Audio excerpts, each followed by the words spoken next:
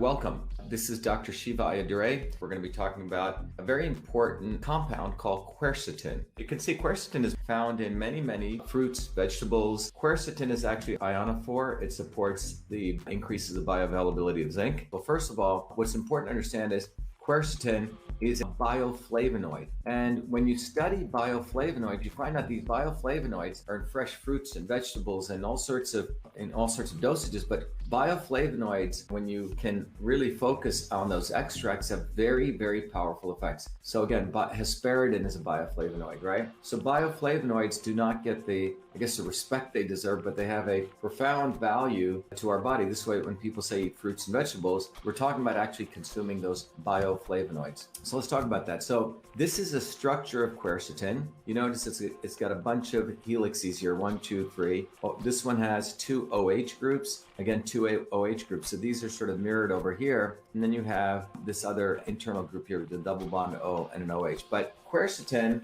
is actually found in more than 20 fruits and vegetables. 20 fruits and vegetables. Its highest level is found in apples and onions. So I just want you to focus on that. Some people consider an onion the queen of the vegetable kingdom. And, people say apple a day keeps the doctor away. But as you can see, quercetin appears in both of those. It's found in high levels in apples and high level in onions. And it has potential benefits to overall health and disease resistance. And quercetin has GRAS, which means generally recognized as safe. If someone says, oh, is that vitamin or mineral GRAS, GRAS? So here's something important to learn. In a lot of the supplements field, people look if something is GRAS, which means generally recognized as safe. So it's GRAS status and has no known side effects. So this is important to remember because you may have people saying, oh, be careful of that. That's dangerous, right? Well, remember, everything is all about dosages, but quercetin has GRAS status, generally recognized as safe, and it has no known side effects. So that's the molecular structure of quercetin. So CytoSolve is really a technology platform. And what CytoSolve allows us to do is, first of all, we can eliminate the need for animal testing because we can literally mine all these papers, extract out the ones that are curated and are of high quality in a particular area of interest. And then from those, you can mathematically model the molecular functions behavior to understand what's going on. And that's what CytoSolve allows us to do. And this is back in 2003 to 7, I created as part of my PhD work, and that is known as CytoSolve. But we can mine the known research, extract it, and then we can understand the molecular pathways. And today we're going to be focused on the immune system so we can look at it relative to the immune system. Now, one of the things people need to understand that I keep hitting upon is that I was doing an interview today, and I was saying to this guy, I said, do you know that Big Pharma is having major problems? He goes, what do you mean? I go, well, take a company like Pfizer. How much revenue did they make in 2012? And I told him they made around 65 billion. And I said, how much revenue did they make last year? And he goes, oh, they made trillions. I said, no. I said, they actually lost 25 billion. So Pfizer has lost they're down to 40 billion in revenue. They lost 25 billion in revenue. Just think about that. So there's been an incredible loss in amount of revenue in one company like Pfizer because of this. It takes an incredible amount of money to produce a single drug to test in test tubes and labs and to test it on animals. Then they go to phase 1, phase 2, phase 3. These are human trials. Well, 13 years. And what's happening is they spent a lot of money to take a product through this process, a lot of money, a lot of R&D. But guess what? The FDA, that's that purple line, is not approving their products because of the side effects. So this is what's going on right now in the world. Pharma companies are failing because of the inability of their innovation process really to be able to handle the fact that the products that they're producing are not viable because even the FDA is not allowing it. That's why that graph is important. So just sort of take a mental mind map of that graph and you'll see they spend more and more money, less and less products are coming out of this process. Now, again, for those of you who we know right now unfortunately, some of these social media sites, you have to validate everything and you have to prove everything, or they are arbitrary, or they're arbitrary anyway, even if you can validate it. But an important thing to understand is when we look at quercetin, we're looking at the actual, if you go to PubMed,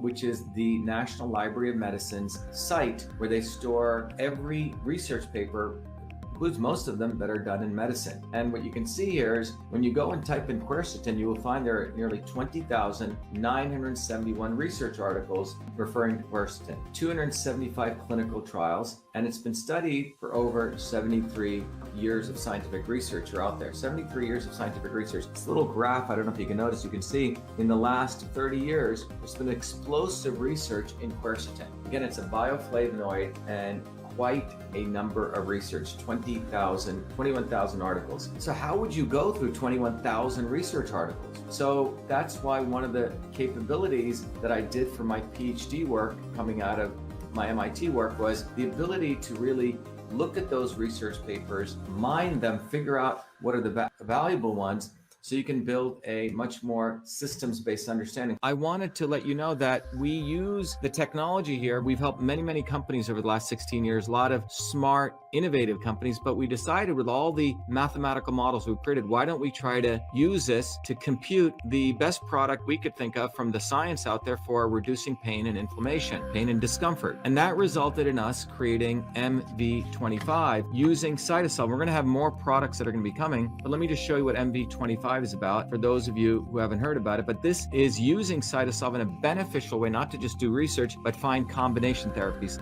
Hi, I'm Barbara Ann. My hands would cramp up so that I couldn't hold cards or knit or crochet, and they would go like that. And I'd have to use this when I played cards with my grandkids. And I started taking that MV25. After a bit, I was able to hold cards in my hand, very, very little cramping, hardly at all anymore. MV25. Hi, my name is Sandy. I'm a Taekwondo instructor. I tore my ACL during Taekwondo. I had a lot of pain and limited mobility. I've been taking the MV25 for about 6 months now. After the first week, I noticed a big difference. After the second week, almost literally no pain. My name is Jeremy, and I suffer from a lower back problem. Hurt my back at work years ago, and I can go to the chiropractor, do all kinds of different things, and nothing seems to help. And I decided to try MV25. I didn't notice a difference immediately, but within a few days, the pain went away, and it stayed away. I've continued to take it, and even when I do things that I shouldn't do, it seems to go away a lot quicker than it ever did before. It's clean food certified. It's made in the US. If you go to vashiva.com, right on the shop, you'll click there, or you can go right to mv25.life, either way. And then from there, you can click on the bottle and you can order. Please take advantage of it because first of all, it's going to help you. It's going to help our movement, and it really supports the fact that we want to take science-based approaches to natural products. So quercetin. Quercetin is a phenolic compound also. That's what these bioflavonoids are. And it's the richest component of dietary phenolic compounds, okay? And it exerts its medicinal benefits from two very important ways that it works. One is through its antioxidant properties and its anti-inflammatory properties. And quercetin and its derivatives represent 90% of the phenolic compounds in onions. I did a whole talk on onions, why onion makes onions cry, that was called. But the key thing to understand is that 90% of onions have a quercetin and its derivatives. So that's a very, very important takeaway from this in terms of understanding one of the big sources of quercetin. But the other thing is it has antioxidant properties and anti-inflammatories. What does antioxidant mean? As you age, your body rusts, right? As you're under stress, if you're exposed to pollution, your body produces what's called reactive oxygen species, oxidizing agents. And quercetin goes up and eats all that up. Antioxidizing agents, so it's like cleaning up the rust. So that's antioxidant. Anti-inflammatories, look, if you accidentally hit your hand with a hammer, God forbid that happens,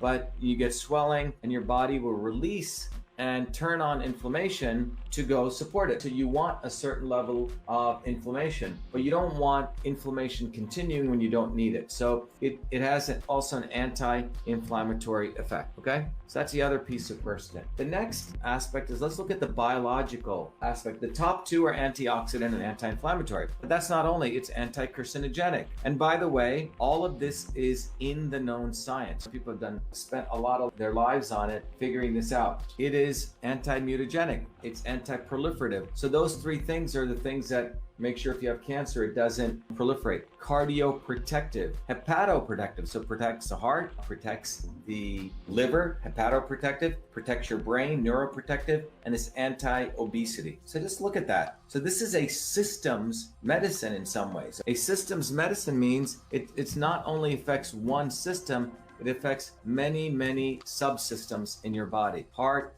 brain, as well as liver. In Chinese medicine, for example, liver is considered the wood element, which fuels fire element, which is heart, cardioprotective. And obviously, brain is part of the fire element. So you can see it has powerful effects on both, if you're looking from a Chinese medicine standpoint, on wood as well as the fire element. So there we go. So it has many different biological effects. Let's look at the health benefits. Well, the health benefits are many areas of your body: skin health, brain health, joint health, liver health, cardiovascular health, immune health, which we'll focus on today, reproductive health, and metabolism. That's why it's anti-obesity, because it supports metabolism. So how does the immune system work? Well, quick education for some of you, maybe review, but the immune system is a very complex system of systems. It's not just only one thing. The immune system has the innate immune system. It has the adaptive immune system. It's got many other systems. Unfortunately, the conventional medicine only focused on two of those, the innate and the adaptive. And the innate system is the stuff that gobbles up viruses. These are called macrophages. So if a virus enters your lungs, the macrophages, which are in your eyes, your nose, your throat, the back of in your gut, those things, the macrophages, they're in your lung linings. They're the things that go first, try to take out that virus by gobbling it up, put it in sort of non-scientific terms. But after they gobble up the virus, then in this simplistic model of the innate and the adaptive, then the thing that's gobbled up kicks in your T cells and your B cells, which create antibodies, and then your CD8 T cells, which try to kill the infected cell. But it's a second part. But in this model, first you have the innate, and then you have the adaptive, and if you get antibodies, voila, you're. But the reality is this is actually not true.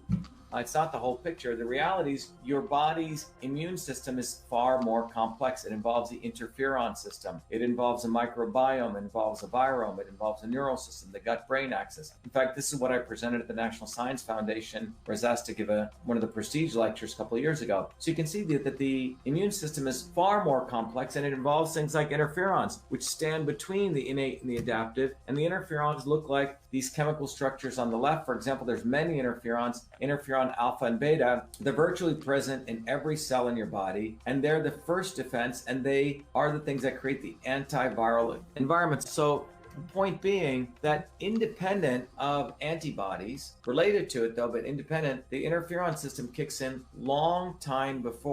far long before than the antibody system. And no one talks about this, but if your interferon system is working properly, guess what? Your body will automatically go activate the natural killer cells. And that's why there are people who will be asymptomatic, they won't have antibodies, they got infected by something, and they're absolutely fine because their interferon system was strong and healthy and it took it out. But the bottom line is the immune system is not just two boxes that, unfortunately, is what medical doctors learn. It's all of this system. It's an orchestra. So when you look at quercetin on immune health, it has four important things quercetin does. First of all, it upregulates, which means it supports the innate immune system. Immune cell proliferation, which means it makes sure you get strong immune cell response. Second, it modulates inflammatory cytokines, so you don't have the cytokine storm. Third, quercetin is very good for lowering allergy responses, and quercetin also acts as an ionophore for zinc. Again, all of this is recorded in the scientific evidence. So let's look at it modulates the innate immune system. So quercetin, for example, you have things called natural killer cells, NK cells. Natural killer cells are the things that take out microbes, bacteria, antiviruses, and fungi. And quercetin supports your innate immune system to promote the proliferation of innate immune cells, such as anti-infection CD16 natural killer cells. And that supports the proliferation, of innate immune cell, leads to antimicrobial effect, antibacterial, antiviral, and antifungal. So the key takeaway here is that quercetin supports the upregulation of these natural killer cells, and those natural killer cells have a multi-part effect: antimicrobial, antiviral, antibacterial, and antifungal. So please consider that quercetin downstream, quercetin's effect here downstream has all these effects because it upregulates these natural killer cells. That's first. Number two, it modulates the inflammatory cytokines. As many of you know, as any scientist knows who really knows the immune system, is that it's not the virus that comes and eats your body up. It's the fact that different viruses go into different parts of your body. And if your body is weak, your body can overreact, which means it doesn't have the right shock absorbers. And your body literally starts eating itself up. And we're looking at this is through inflammation. So quercetin puts out lipoxygenase, IL-8 and IL-6. Quercetin, when you have lipoxygenase right here, that creates inflammation. Sorry about that. Lipoxygenase creates inflammation. And quercetin inhibits lipoxygenase. But there are two other cytokines, IL-8 and 6, which also lead to inflammation. And quercetin stops all that. So in this case, quercetin has an inhibitory effect. It inhibits lipoxygenase and it also inhibits IL-6 and IL-8. Third thing is quercetin modulates allergies, allergic response. Those of you who are looking at what's going on now, you want to talk to your medical professional, but it's in the Northeast, it's pollen season. So you have a lot of pollen. And when you get allergic reaction, what happens is your body is releasing something called histamines. And histamines are released through these cells called a basophil. So basophil put out these little purple thing called histamines, and that's the thing that gets the allergic response. And histamines are implicated in nuts and shellfish and pollen. And guess what? Quercetin comes in and it suppresses those histamines. That's the other thing. Next, you see that the fourth thing is, this is really, really important. I want everyone to listen to this. Hundreds and thousands of papers written showing zinc helps stop viral replication. Lots and lots of clinical studies done on this. Well, the problem is you want to make sure zinc goes into your cell. It's bioavailable. Well, what's fascinating is look at this. Look what quercetin does. Quercetin is an ionophore.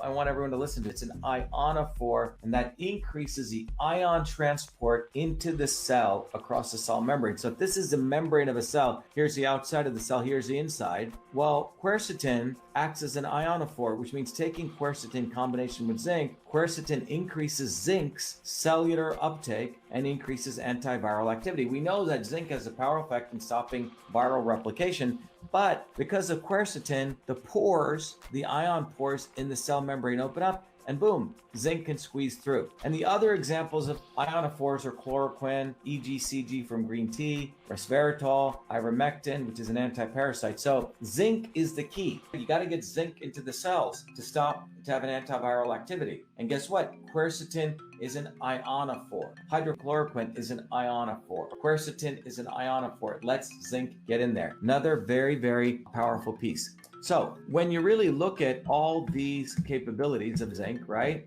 For quercetin, you're seeing it has a multiplicity of effects. It's not only doing just one thing, it's having a multiplicity of effects. Now, quercetin, what does it do? Let's say this is your body type. Quercetin stabilizes motions. If someone's erratic, it calms you down. It increases conversion, or what we call in the Indian system pitta, which means it supports digestion. And it also increases kapha, storage, strength. It builds your infrastructure, your bones and tissues and all those kind of things. So quercetin calms you down, supports digestion, increases digestive activity, and lowers this. So what should the dosaging be? Again, this is not a medical show. You should talk to your doctor, but what I'm going to share with you is what the science says about dosaging. So what does the science actually say? Well, the science says a maintenance dose is around 500 milligrams. By the way, if you look at most of the pills, are about 500 milligrams. Quercetin for hypertension, which means high blood pressure, according to Edwards et al., about 750 milligrams. And the dose for exercise performance is, again, that maintenance dose, about 500. So 500 is a good maintenance dose, but it'll also support exercise performance. All right.